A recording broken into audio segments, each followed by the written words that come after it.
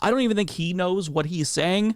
But it's weird because on one hand, he implies that America is magnificent because we've come so far with regard to race relations, but yet you have part of the country saying, no, we shouldn't make more progress, and you're aligned with them. What's going on, you guys? Today we have Joe Rogan getting slammed. Joe Rogan can't keep on getting away with this. Let's get into it. Racism still exists. He can tell us for sure. And also, being gay now is more normalized. He says this while his party and his movement are actively reviving the gays are pedophiles trope again, where they're claiming Disney is groomers because they're putting LGBTQ plus representation in television shows and movies. But wait, you just said it's normalized. Now he also adds, and I transcribed this so as to not misrepresent what he's saying, quote, "This is a magnificent country we live in, and to see it go to shit in front of my eyes, half the country said, you know what? No, I'm not ready to die yet. I'm not gonna submit to the death cult." Now, I have no fucking idea what that means, and I think that it will take scientists centuries to decode what he's trying to say here. I don't even think he knows what he's saying. But it's weird because on one hand, he implies that America is magnificent because we've come so far with regard to race relations, but yet you have part of the country saying, no, we shouldn't make more progress, and you're aligned with them.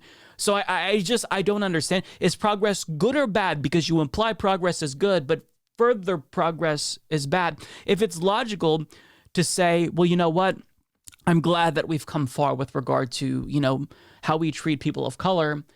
And you think that now looking back on it, it's bad the way that you treated them. Don't you think that maybe in the future, a few decades from now, you can imagine a situation where people will look back at the way that you talk about transgender people? Maybe history will look at you and think, wow, the way they treated transgender people is the same way they treated other marginalized communities in the past. Don't you think it's possible that you're on the wrong side of history now and we should keep pushing for further progress?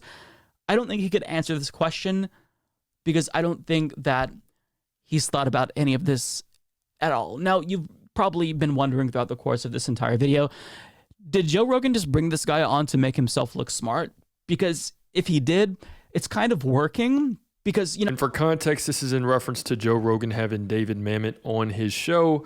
David Mamet was saying that, that racism is no longer in America, that gay people are being treated better than they have ever had before. And I mean, it's pretty clear that you don't have to be a genius to see that that's just a crock of shit. Every time I hear Joe Rogan open his mouth, he usually says some dumb reactionary bullshit. But if this were a competition to see who could say the dumbest shit, David won there. Joe Rogan actually lost. But that's not to say that Joe Rogan didn't chime in with some stupidity. Joe Rogan said, quote, "When the whole George Floyd thing happened, one of the schools that my kids were going to back in California released this email saying that it's not enough to not be racist. You now must be anti-racist. And my kid's 9 at the time. What does that mean?" Rogan said at one point during a conversation that covered everything from transgenderism to religion in modern society. First of all, that email was meant for you and not your kids. Second of all, do you really not know what anti-racism means and being an anti-racist means? I kind of feel like it's self-evident, right? It's in the name to think that racism is bad. And I feel like if you're already not racist, isn't it logical to take the next step and say, well, I'm not racist because I'm not prejudiced, and also I believe that racism is bad? I mean, are there many people in the country who personally aren't racist but think racism is good? I mean, does it truly break your brain, Joe Rogan, to think, oh my God, now I have to be anti-racist? So apparently it's not good enough that I myself am not racist, but now I also have to believe and act as if racism itself is bad. Yeah, you do. If you want to be part of polite society, you have to think and act as if racism is bad because racism is indeed bad. Do you think racism is good? Why are you bitching about this, you fucking idiot? I mean, being an anti-racist, I feel like that's part of being a good person. Like, you can't be a good person if you think racism is good and you are racist. So, I mean, if you're not racist yourself, shouldn't it logically follow that you're not racist because you think racism is bad?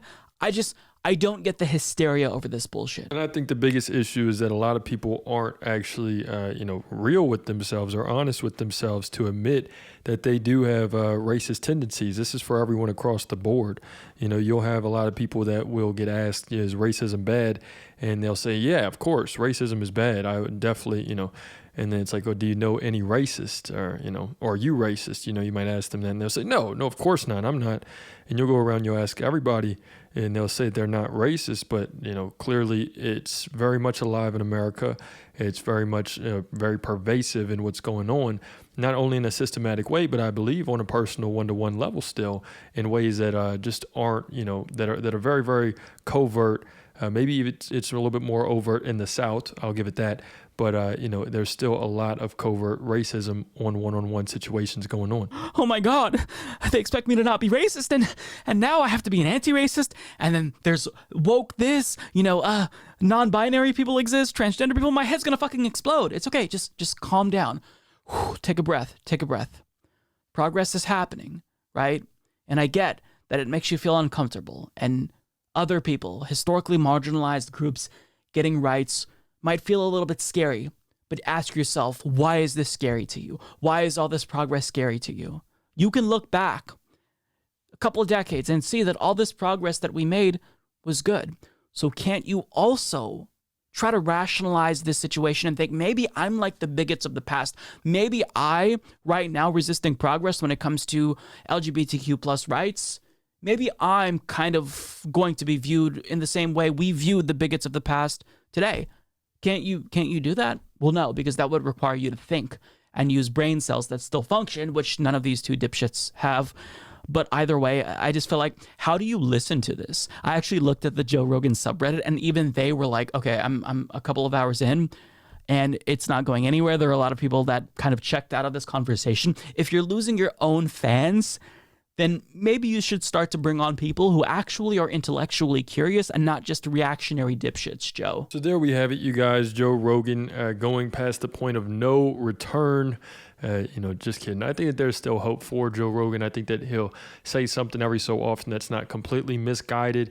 But I think that's very important to call people out, again, just in those one-to-one situations. If somebody's going to say something that's extremely just foolish, they would only suffer from not knowing what they said is foolish. Now, foolish is different than hateful.